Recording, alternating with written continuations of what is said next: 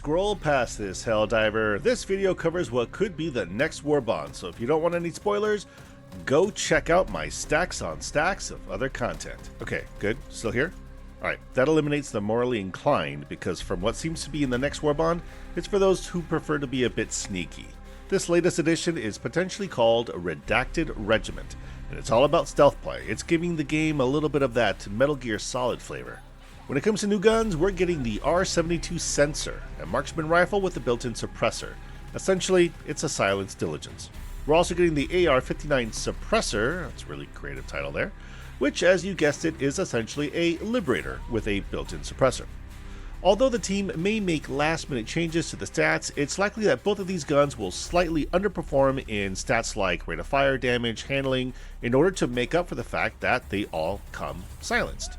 Lastly, there is the P35 Re-Educator, which seems to be like the spear gun as a secondary. It deals minor damage, but lets off a puff of gas upon impact.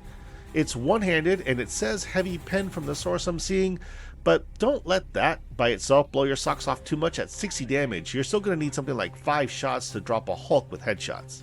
So before we move on, I'd like to state that this seems to be the nail in the coffin. Any hope that we had for a deeper, more in-depth weapon customization where we get to do things like swap out ammo types or put silencers on different weapons is not going to happen.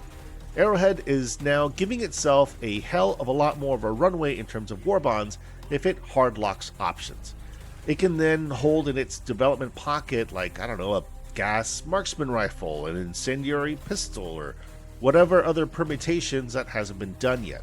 As a Warbond, you then have to buy it instead of allowing for a richer world of weapon customization.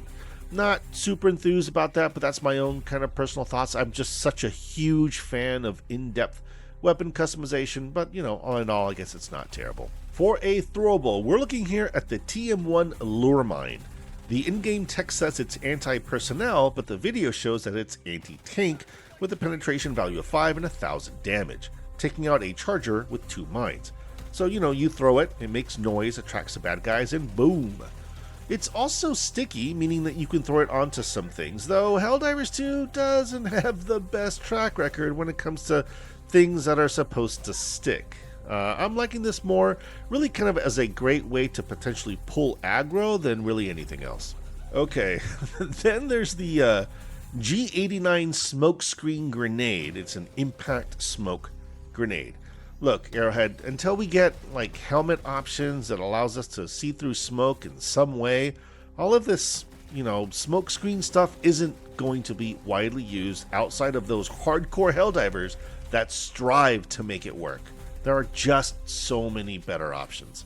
If it's your thing to use a various smoke stuff, cool. I mean, hell, I'll do it from time to time to spice things up myself, but you know, it's not gonna go into any normal common rotation. It's just not enjoyable to use, period. Lastly, the BMD C4 pack works as you'd expect for C4. You throw it on things at 6, and when you hit the trigger, all blow up. At 2,000 damage, anti-tank penetration, and a demo force of 30, you're packing a hell of a punch, but it's not going to be enough to take care of a Bile Titan hole, which, I mean, I guess kind of makes sense, right? You get a whole pack of these. It'd be pretty crazy if you can, with just one, blow up a Bile Titan hole, because for that you need a demo force of 40.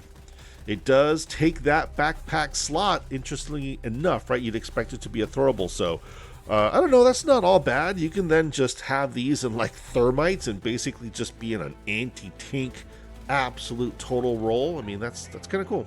The armors look freaking sick, with what appears to be a light, medium, and heavy option, but maybe one of those is going to require a superstore purchase as usual. The passive is Reduced Signature, which is a better version than both the other passives that it borrows from.